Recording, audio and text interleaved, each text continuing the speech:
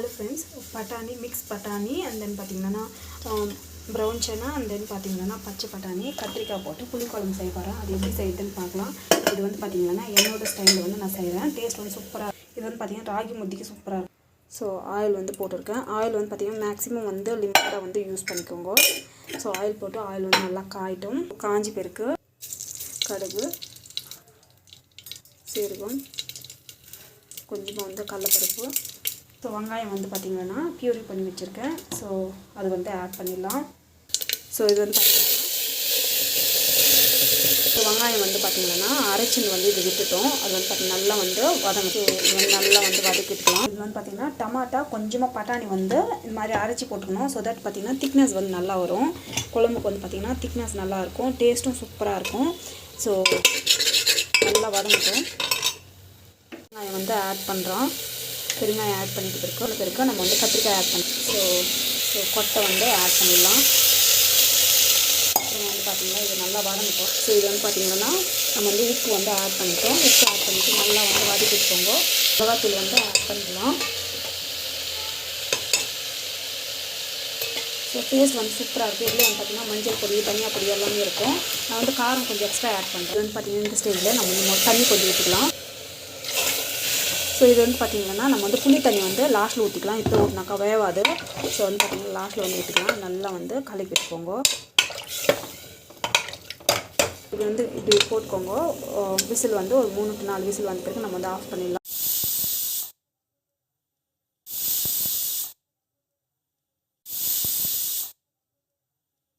விசிலெல்லாம் வந்து வந்துடுச்சு. ஸோ இப்போ வந்து பார்த்திங்கன்னா எடுத்து பார்க்கலாம். இந்த புளி கரைச்சி வந்து ஊற்றலை. ஸோ திக்காக வந்து ஒரு கன்சிஸ்டன்சியில் வந்து இருக்குது.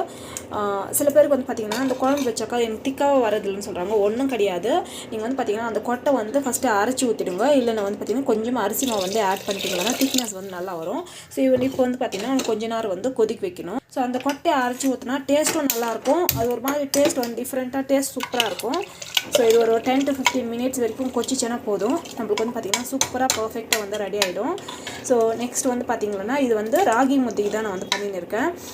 ஸோ இன்னொன்று வந்து பார்த்திங்கன்னா இது வந்து சில பேருக்கு வந்து பார்த்திங்கன்னா அந்த குழம்பு வந்து பார்த்திங்கன்னா சீக்கிரமாக வந்து கெட்டு போயிடுது அப்படின்னு சொல்லுவாங்க. ஸோ அதான் லைக் நம்ம வந்து சீக்கிரமாக வந்து நிறைய பேர் வந்து கமெண்ட் பண்ணுறாங்க சீக்கிரமாக வந்து ஸ்பாயில் ஆகிடுது அப்படின்னு சொல்லிட்டு. ஸோ அப்படிப்பட்ட டைமில் வந்து பார்த்திங்கன்னா நீங்கள் வந்து நார்மலாக குக் பண்ணுறீங்களா அந்த பாத்திரத்தை வந்து கொஞ்ச நேரம் வெயிலில் வச்சிங்கன்னாக்கா கெடாமல் இருக்கும். ஸோ யூஸ்வலாக வந்து தேங்காய்லாம் போட்ட குழம்பு கட்டினா சீக்கிரமாக கெட்டு தான் போயிடும். பட் மெயினாக வந்து பார்த்திங்கன்னா இந்த மாதிரி பாத்திரம்லாம் வந்து பார்த்திங்கன்னா வாஷ் பண்ணிவிட்டு கொஞ்ச நேரம் வெயிலில் வைங்க. ஸோ நம்மளுக்கு வந்து பார்த்திங்கன்னா ஒரு 10 to 15 மினிட்ஸ் வரைக்கும் கொச்சிச்சேன்னா போதும், நம்மளுக்கு வந்து ரெடி ஆகிடும். ஸோ நல்லா வந்து கொச்சிச்சு நம்ம வந்து கேஸ் வந்து ஆஃப் பண்ணிடலாம். சூப்பராக வந்து ரெடி ஆகிடுச்சு. உப்பு பத்தலைன்னா உப்பு போட்டுக்கோங்க. ஃப்ரெண்ட்ஸ் புதினா சட்னி வந்து எப்படி செய்யுதுன்னு பார்க்கலாம். சூப்பராக இருக்கும் இந்த சட்னி. ஸோ இது வந்து பார்த்திங்கன்னா நியூ மெத்தடில் வந்து செய்யப்போம். ஸோ ஆயில் போட்டுக்கிட்டோம். ஆயில் வந்து நல்லா வந்து காயிட்டோம். காஞ்சி பெருக்கு பச்சை மிளகா. ஸோ பச்சை மிளகா வந்து பார்த்திங்கன்னா நல்லா வதங்கிட்டு முழுக்க போட்டால் தப்புன்னு விரிக்கும். பச்சை மிளகா வந்து நல்லா வதக்கிட்டோம். சீரகம் கொஞ்சமாக வந்து கடலைப்பருப்பு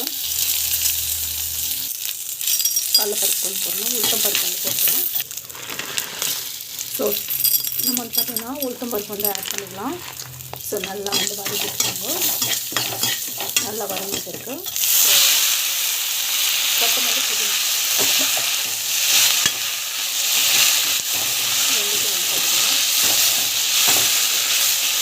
ஸோ நல்லா வந்து வதக்கிட்டு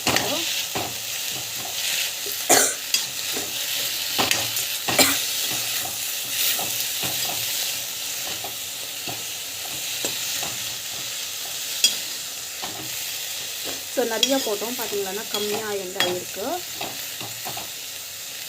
ஸோ நான் வந்து கேஸ் வந்து ஆஃப் பண்ணிடுறேன். அவ்வளோதான், நம்மளுக்கு வந்து ரெடி ஆகிடுச்சு. ஸோ இது வந்து பார்த்திங்கன்னா தேங்காய் வந்து இந்த மாதிரி வந்து போட்டுட்டோம். ஸோ போட்டுட்டு இருக்குது நம்ம வந்து பார்த்திங்கன்னா நல்லா மசிஞ்சிருக்கு. ஸோ இந்த ஸ்டேஜில் நம்ம வந்து பார்த்திங்கன்னாக்கா எல்லாத்தையும் வந்து நம்ம வந்து இது இப்படி ஆட் பண்ணிடலாம்.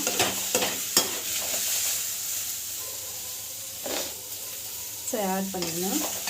ஸோ இது வந்து பார்த்திங்கன்னா அப்படியே வந்து க்ளோஸ் பண்ணி வச்சிடலாம். தேங்காய் வந்து போட்டோம்னா திரும்பி வந்து ஒரு மத்திஞ்சு மாதிரி ஆகிடும். டேஸ்ட் வந்து நல்லா இருக்காது. ஸோ நம்ம வந்து பார்த்திங்கன்னா சட்னி ரெடி பண்ணணும். தேவையான அளவுக்கு உப்பு வந்து போட்டுட்டு அப்படியே வந்து க்ளோஸ் பண்ணி வச்சிடலாம். இந்த தேங்காய்லாம் வந்து கொஞ்சம் நேரம் வந்து ஸ்டீம் ஆகட்டும். அப்புறமா வந்து மிக்சியில் போட்டு அரைச்சிக்கலாம்.